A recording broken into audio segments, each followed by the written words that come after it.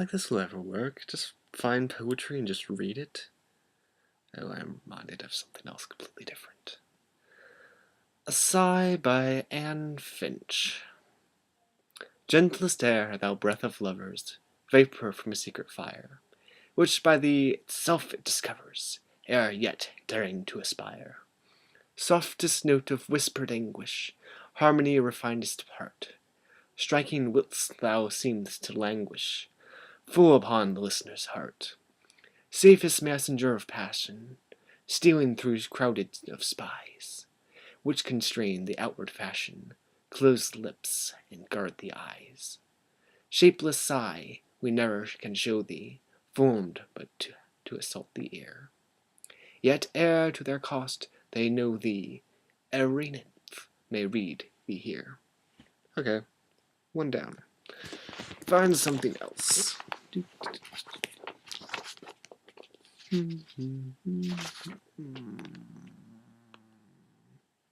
Oh, all alongside. Nice. Sure. A Red, Red Rose by Robert Burns. My love is like a red, red rose that's newly sprung in June. My love is like the melody that's sweetly played in tune. As fair art thou, my bonny lass, so deep in love am I, and will love thee still, my dear, till all the seas gang dry. Till all the seas gang dry, my dear, and all the rocks melt with the sun. And I will love thee still, my dear, while the sands of life shall run. And fare thee weel, my only love, and fare thee weel a while. And I will come again, my love, though it be the 10,000 mile. And done. It's 2. Oh, Christina Rossetti, please have a short one. I like shorter ones. Quite impressive. Oh, that's way too long. Oh, great. Lewis Carroll soon after this. How exciting. From the Antique by Christina G. Rossetti. It's a weary life, it is, she said, doubly blank in a woman's lot. I wish, and I wish I were a man, or better than any being, or not. Were nothing at all in the world, not a body and not a soul, not so much as a grain of dust, or a drop of water from pole to pole. Still the world would wag on the same, still the seasons go and come, blossoms bloom in days as in days of old, cherries ripen and wild bees hum. None would miss me in all the world, how much less would care or weep.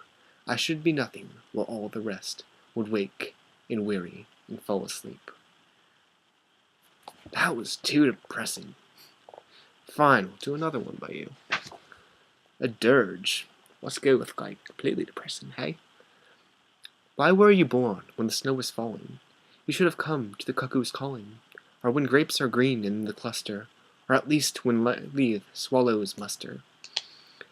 For they're far off flying, from summer dying. Why did you die when the lambs were cropping?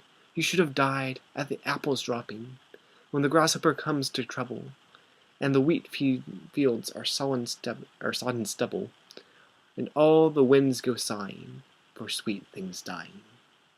Oh, and now Lewis Carroll. I love reading Lewis Carroll. It's just like... How doth the little crocodile improve his shining tail, and pour the waters of the Nile on every golden scale? How cheerfully he seems to grin, how neatly spread his claws, and welcomes little fishes in with gently smiling jaws. You are old, Father William, the young man said, and your hair has become very white. Yet you incessantly stand upon your head. Do you think at your age, is it right? In my youth, Father William replied to his son, I feared it would injure the brain, and now I'm perfectly sure I've none. Why, I do it again and again. You are old, cried the youth, as I mentioned before, and you've grown most uncommonly fat. You turned a back somersault in at the door. Pray, what is the reason of that? In my youth, said the sage, as he shook his grey locks, I kept all my limbs very supple. By use of this ointment, 1 shilling a box. Allow me to sell you a couple. You are old, said the youth, and your jaws are too weak for anything tougher than suet. Yet you finished the goose, the bones and the beak. Pray, how did you manage to do it?